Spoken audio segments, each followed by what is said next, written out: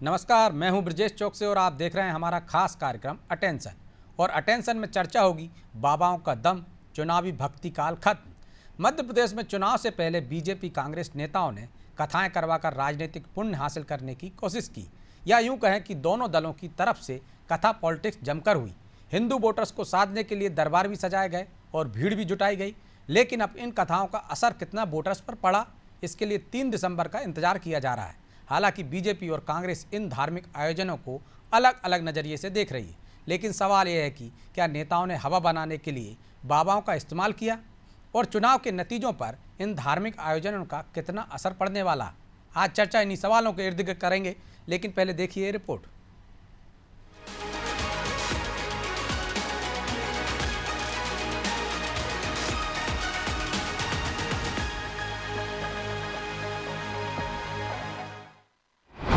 MP चुनाव में खूब दिखा भक्ति काल, कथाओं से किस पार्टी की गलेगी दाल। चुनाव का कथाओं से बहुत पुराना कनेक्शन रहा है। हर दौर में नेता अपनी सियासी नैया को पार लगाने के लिए कथाओं का सहारा लेते रहे हैं। इस बार भी मध्य प्रदेश में चुनावी भक्ति काल खूब दिखा। बीजेपी और कांग्रेस की तरफ से नेताओं ने कथा पर कथा करवाई। मतदान से पहले प्रदीप मिश्रा, धीरेन्द्र शास्त्री और पंडोखर सरकार की 20 कथाएं हुई। सबसे ज्यादा मांग पंडित प्रदीप मिश्रा, धीरेन्द्र शास्त्री और दतिया के पंडोखर सरकार की रही। बीजेपी ने इन कथाओं के सहारे हिंदू वोट बैंक को साधने की कोशिश की। हालांकि चुनाव में इन कथाओं का कितना असर पड़ेगा और इस पर बीजेपी का क्या सोचना है, ये भी जान लीजिए। भारतीय जनता पार्टी के नेता सदैव आप देखेंगे कि वो धर्म से जुड़ के, सनातन से जुड़कर हमेशा काम करते रहते हैं, और हम कथा किसी चुनाव के परिप्रेक्ष्य में नहीं कराते हैं। सदैव अगर हम सरकार में हों, विपक्ष में हों, सदैव धर्म के प्रचार प्रसार के काम करते हैं। रही बात कांग्रेस की, तो वो निश्चित रूप से जब जब चुनाव सामने आते हैं तो कांग्रेस को भगवान दिखाई देते हैं, और चुनाव के बाद वो सलमान की चिंता करते हैं। एक तरफ बीजेपी कथाओं के सहारे वोट बैंक मजबूत करने में जुटी रही, तो कांग्रेस नेता भी हिंदुत्व के नाम पर विजयी पताका फहराने की तैयारी में दिखे। छिंदवाड़ा में भी कमलनाथ ने कथा करवाई। अपने अपने इलाकों में कांग्रेस नेता भक्ति रस से भरी हुई कथाओं के जरिए वोटर्स को साधने में लगे रहे। नेताओं ने अपनी छवि बनाने के लिए लाखों रुपए खर्च दिए। हालांकि इन धार्मिक आयोजनों पर कांग्रेस का क्या रुख है, वो भी सुन लीजिए। हम सनातनी लोग हैं, और सनातनी होने के साथ साथ हमको ये भी पता है कि हम धर्मनिरपेक्ष राष्ट्र के निवासी हैं, जिसमें हिंदू, मुस्लिम, सिख, ईसाई आपस में सब भाई भाई, इस नारे को चरितार्थ करने का नाम ही भारत है। लेकिन इसका राजनीति से जोड़ा जाना, मैं समझता हूँ ये बड़ा दुर्भाग्यपूर्ण भी है। और अगर सही मायनों में देखा जाए तो कोई कितने भी प्रयास कर ले, जनता के मुद्दों पर अगर बात करेंगे, जनता के लिए लड़ाई लड़ेंगे, जनता के लिए जेल जाने के लिए समर्पित रहेंगे, तो वो काम आता है। आपकी इस तरह के आयोजन कभी काम नहीं आते। कुल मिलाकर नेता चुनाव में धार्मिक संवेदनाओं के तीर से वोट बैंक के लक्ष्य को भेदते रहे। कई बार इसका फायदा भी हुआ। शायद ये सफलता का शॉर्टकट फॉर्मूला भी बन गया है। यही वजह है कि चुनाव में कथा करवाना एक बिग फैक्टर बन गया है। हालांकि इन कथाओं का असर जनता पर कितना पड़ा है, ये आने वाले नतीजे तय कर देंगे। ब्यूरो रिपोर्ट, अनादि टीवी।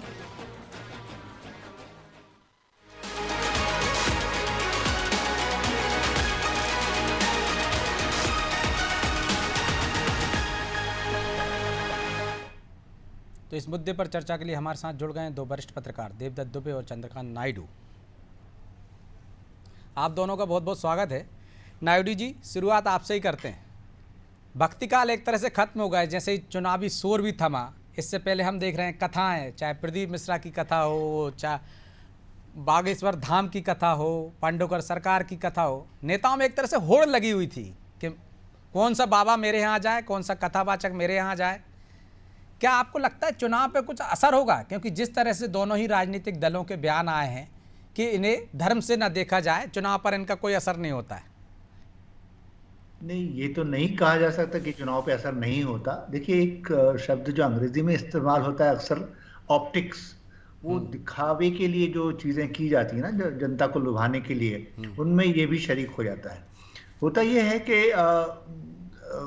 लोगों की आस्था जो है वो मतलब अगर आप आम तौर पे छोटे तबके में खास तौर से इन लोगों का बातचीत की बातचीत सुने, तो आपको ये लगता है कि बहुत ज़बरदस्त आस्था रखते हैं और उनकी भीड़ जो है वही मूल रूप से चुनावी रूप से बनाई जाने की कोशिश की जाती है। तो ख़ास तौर से ये होता है कि वो जो जितने ले आया, जितनी भीड़ ले आया, कि 10-10 घंटे का कई मरतबा चक्का जाम हो जाता है या ट्रैफिक जाम हो जाता है इस वजह से कि वो कथाएं हो रही हैं और लोगों के लिए रास्ता नहीं रह जाता। तो ऐसा तो नहीं कहा जा सकता कि बेअसर होती हैं सारी चीज़ें। वो किसको कितना फ़ायदा होता है उसकी बात अलग है, लेकिन ये बात ज़रूर है कि इसको बिल्कुल पूरी तरह से अनदेखा या अस्वीकार नहीं किया जा सकता। तो हाँ, ये ज़रूर है कि कितना अच्छा है कितना बुरा है ये अपनी जगह बात अलग हो सकती है। देखिए होता ये है कि एक तरह का प्रतिस्पर्धा सा माहौल बन जाता है, कौन किसको बुला रहा है, कौन कितने लोगों को कथा के लिए बुला रहा है, एक प्रतिस्पर्धा सी बन जाती है।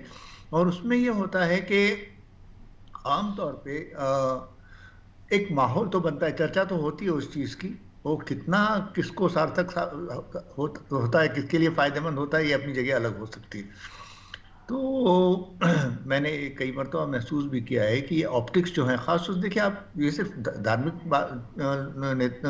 बाबाओं की बात नहीं हो रही, हर वो चीज़ जिसका चुनावी फायदा उठाया जा सकता है। हमने देखा कोई धार्मिक यात्राएं भी बड़ी संख्या में कराते हैं, विधायक कराते हैं, मंत्री कराते हैं, सरकार भी कराती है आजकल। तो जनसंपर्क का एक साधन बन जाता है ये, और जनसंपर्क में हर तरह के हथकंडे अपनाए जाते हैं जिसमें आप प्रभावित भी कर सकें, लोगों को डरा भी सकें, खुश भी कर सकें, जो कुछ कर सकते हैं वो सब कर सकें। तो कुल मिला के ये तो नहीं कहा जा सकता ये बेअसर होती हैं, या ये भी नहीं कहा जा सकता कि इनका कोई मायना नहीं है, लेकिन ये है कि उससे कितना फायदा हो, कितना मतलब नैतिक है राजनीतिक दृष्टि से, ये बात अपनी जगह अलग हो सकती है। तो दुबे जी, इस बार तो बाबाओं को भी इंतजार होगा क्योंकि भीड़ तो भारी जुटी उनकी कार्यक्रमों में। यदि यही पैमाना है, जिसने कथा कराई वो जीत गया, तो उनकी दुकान तो आगे और चल पड़ेगी। देखिए, कथा किसने नहीं कराई, शिवराज जी की उनके मंत्रियों ने कराई, तो कमलनाथ ने भी कराई। यदि कोई एक ही दल का व्यक्ति कथा कराता और वो जीतता तो उसको श्रेय जाता। ये सब क्या है, मन बहलाने के लिए गालब ख्याल अच्छा है। आदमी कथा जो सुनने जाता है वो राजनीतिक चश्मे से नहीं जाता, उसकी अलग एक चीज। यदि यही मापदंड हो तो फिर एक तरफा चुनाव ना हो जाए। तो मुझे लगता है कि एक भीड़, एक जन समर्थन दिखाना, चुनाव के समय एक माहौल बनाना, और ये परोक्ष रूप में एक थोड़ी सी संवेदना अर्जित करना कि देखो महात्मा जो लोग अपने गुरु के प्रति अगाध आस्था रखते हैं, जब उनको कोई नेता की वो तारीफ करते हैं या उसके यहाँ जाते हैं तो उनको लगता है कि एक तारतम्य बनाते हैं उनके गुरु जी से, ये भी जुड़े हैं हम भी जुड़ जाएं, या ये अच्छे व्यक्ति हैं। लेकिन चौकसे जी, ये जाति धर्म ये सब भी है, लेकिन चुनाव होता है जमीन पे। आपकी क्या पूंजी है, आपकी क्या व्यक्तिगत साख है, आपने क्या किया है लोगों के। बड़ा विचित्र होता है मतदान के दिन माहौल, सब भूल जाते हैं। एक तो भारतीय जो मेमोरी है बहुत छोटी होती, कब कथा हुई थी, इसके बाद तो इतने प्रवचन नेताओं के हो चुके कि उस पर सब पे पानी फिर गया। एक थोड़ा कोई लोग याद दिला देते हैं, जैसे किसी ने अपने गुरु से सम्मान कराया किसी कुछ लोगों का, तो वो याद रखते। लेकिन अंततः वो एक मानसिकता भी होती है, जो गुरु जी के पास जाते हैं लोग, वो गुरुजी लोग भी इनडायरेक्ट कहते हैं, कोई डायरेक्ट तो कहते नहीं कि तुम फला पार्टी को वोट दो या उम्मीदवार को जिताओ।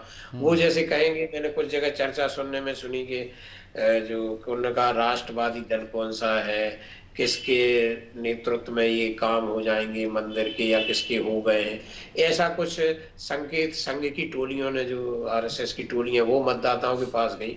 उन्होंने भी डायरेक्ट नहीं कहा, उन्होंने यही कहा कि अब ऐसा अवसर है कि अभी काम ऐसे हो रहे हैं कि अयोध्या का हो गया है, मथुरा काशी भी होना है, ऐसे कुछ समझाइश दी अंदरूनी।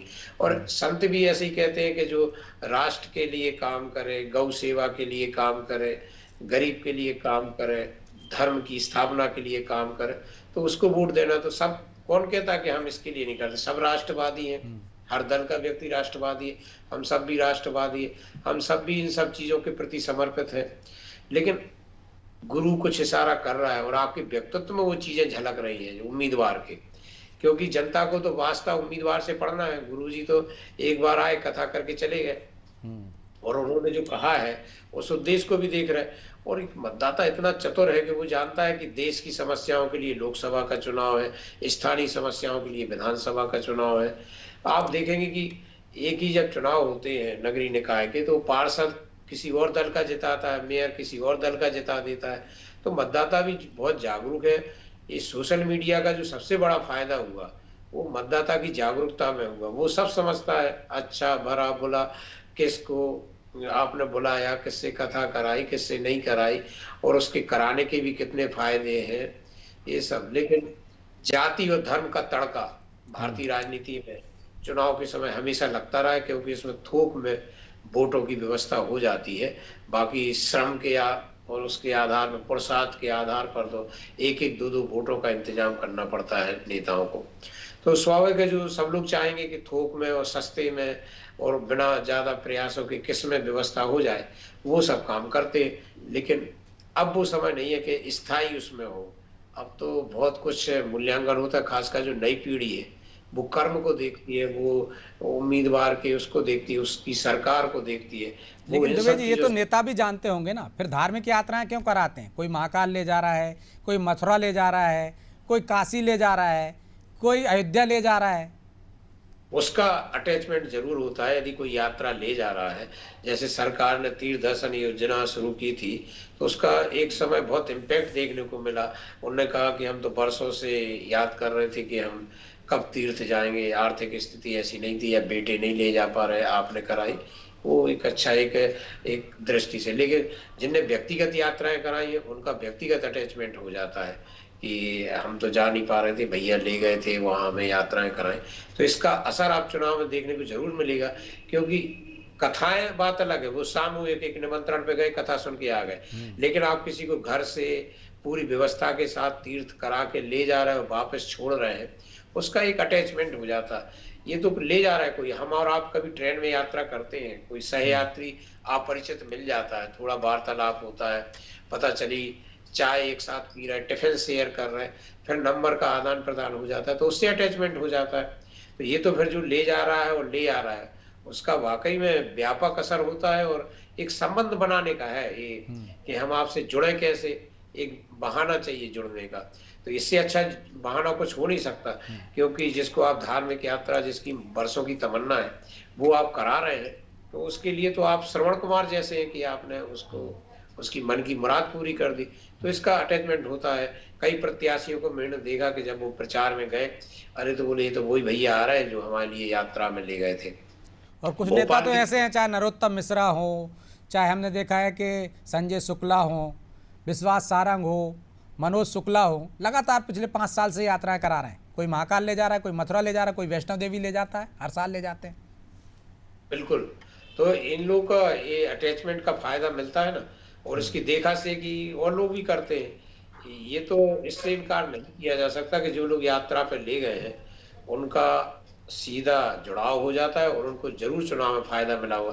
क्योंकि चुनाव में किसका, संबंधों ही का तो फायदा मिलता है कि आपके प्रति धारणा कैसी है, आपसे संबंध कैसे है, आपको कहाँ उसके मन में एक स्वीकृति बनी कि आप ठीक व्यक्ति हैं या आप मेरे लिए ठीक काम कर रहे हैं। ये स्वीकृति ही तो मतदान केंद्र पे वोट में तब्दील हो जाती है। और तो एक मैंने जो आपको शायद एक बार और चर्चा की थी कि चुनाव तो एक ऐसा विज्ञान है, जैसा हम सिनेमा देखते हैं तो अपन को सब मालूम है कि झूठा है, नकली है, लेकिन जब खलनायक पिटता है तो सीटी बजती है, ताली वो होती है, और जब हीरो जीतता है तब भी सीटी वो बजती है। तो एक तरह से इमेजिंग हम 3 घंटे में भूल जाते हो कि हम पिक्चर देख रहे हैं कि हकीकत में। संतोषी माता जब पिक्चर लगती थी, माताएं फूल फेंकती थी स्क्रीन पर, और कितने लोग रोने लगते हैं पिक्चर में, कितने लोग क्या क्या करने लगते। तो ये जो परिदृश्य चुनाव के समय जो नेता उम्मीदवार कैसा बना लेता है, इसलिए तो ये प्रचार प्रसार, सोशल मीडिया।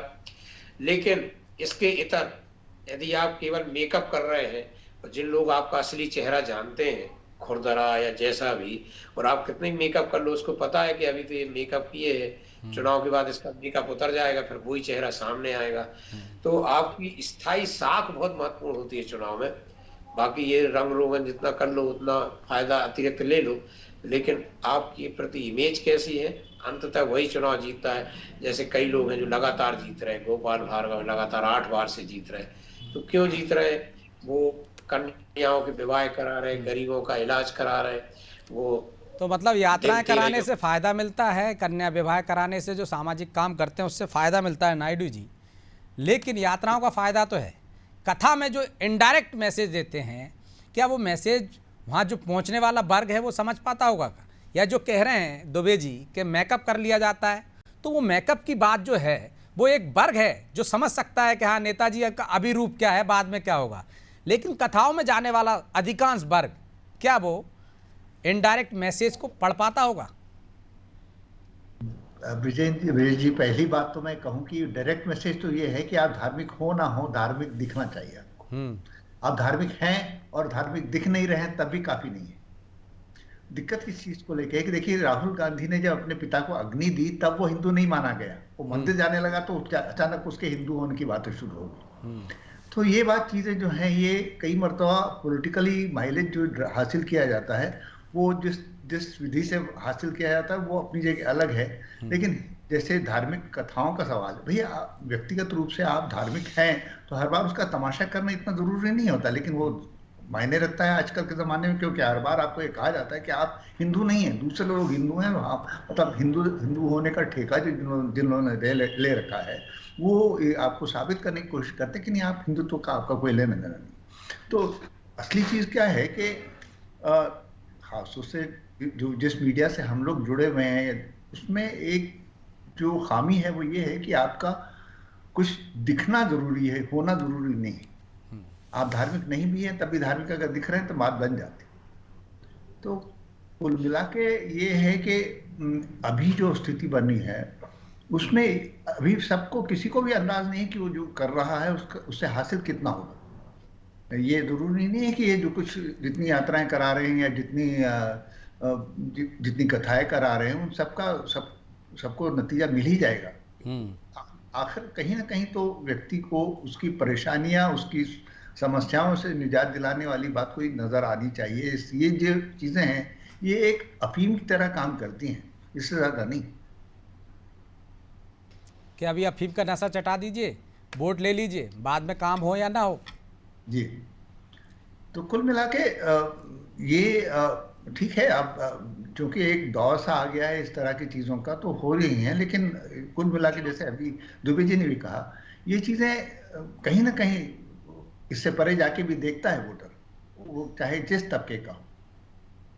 इससे परे जाकर ही देखता होगा वोटर दुबे जी। शायद इसी वजह से हम देख रहे हैं कि चुनाव नज़दीक आते हैं तब कथाओं और इस तरह के भक्ति कार्यक्रमों की बाढ़ सी आ जाती है, फिर इसके बाद सूखा हो जाता है। जबकि भक्ति काल तो अब चल रहा है, जब देव उठ गए हैं तब भक्ति काल शुरू होना चाहिए, लेकिन देव सो रहे हैं तब भी चल रहा है, क्योंकि कहीं ना कहीं उसका असर होता होगा। और जो शायद यही वजह है कि धार्मिक दिखने की होड़ मची है नेताओं में, पहले ऐसी होड़ नहीं देखी जाती थी। देखिए, जैसा समय बदलता जाता है, पहले बहुत छोटे छोटे आयोजन में कथाएं होती हैं, आज कथा कराना सबके बस की बात भी नहीं है, क्योंकि करोड़ों रुपए खर्च होते हैं उसमें। तो आज एक सामान्य आदमी कथा करा नहीं सकता, ये नेता लोग ही कथा करा सकते हैं, इनके पास इतना पैसा होता है। और उनके लिए एक अपना इमेज सुधारने का जरिया भी होता है कि भाई ठीक है, एक अच्छे व्यक्ति की इमेज, वो धोती कुर्ता पहन लेंगे, जो तिलक लगा लेंगे, भगवा भी पहन लेंगे, मतलब उस समय वो अपने आप को पूरा वो रंग में दिखाते हैं, जैसे रंगमंच पे या नाटक में होता है। तो अब तो जिस तरह के दौर है उसमें पहले तो कोई भी पंडित जी को बुला के अपना वो घास फूस का वो मंडप बना के और दरी बिछा के कथा सुन लेता था। लेकिन आप यकीन नहीं करेंगे कि आज यदि 1 करोड़ हैं आपके पास तभी आप कथा करा पाएंगे, अन्यथा आप बड़े संत की कथा कराने की सोच भी नहीं सकते, क्योंकि इतना इंतजाम करना पड़ता है, लाइव चलाना है उनको, धार्मिक चैनलों को उनकी व्यवस्था करना है, बहुत इंतजाम होते हैं। और अब तो भंडारे भी चलते हैं, तो बहुत सारी चीजें हैं। लेकिन अंततोगत्वा यही है कि आप यदि अंदर से सही रहे तो कोई वो नहीं है। और केवल चुनाव के समय कथा ना कराएं, और केवल कथा कराएं नहीं, उसको जो कथा का सार तत्व वो जीवन में आत्मसात करें, तो मुझे लगता है फिर इस तरह की जरूरत नहीं पड़ेगी। जैसे वो संत हैं, आप भी तो एक राजनीतिक संत हो सकते हैं। कितने लोगों को राजनीतिक संत की उपाधि दी गई है। तो जीवन में जो अंदर से सत्य तत्व सही करके चलेगा, अंत में प्रतिष्ठा उसी को मिलेगी। उसको ये सब तामझाम करने की जरूरत नहीं पड़ेगी। ऐसा यदि होता कि कथा की दम पर ही चुनाव जीते, तो काहे को इतना करते? फिर वो कथा ही कराते, चुनाव के पहले कथा कराई, चुनाव जीते। अब ये परिणाम भी अपन देखेंगे, कितने लोगों ने कितनी कथा कराई। मैं कुछ सीटों को ऐसा देख रहा हूँ जिन्होंने बहुत सारे धार्मिक आयोजन किए हैं और इस समय उनके हारने की संभावनाएं जताई जा रही। तो ये तो 3 तारीख के बाद पता चलेगा कि कहाँ कथा का कितना फायदा हुआ। ये भी एक आपके लिए चौकसी जी सब्जेक्ट रहेगा 3 तारीख के बाद, कि अपन इसको रिकॉर्ड को अच्छा, निकाल जिनकी के कथा की होगी, जिन्होंने आयोजन कराया होगा, जितने बाबाओं की, कथाकारों की कथा कराई होगी, तो ये भी मंदिर में रोज दुआ करते होंगे कि मैंने उसकी कथा की है, वो जीत जाए, नहीं तो अगली बार तो कोई बुलाएगा नहीं।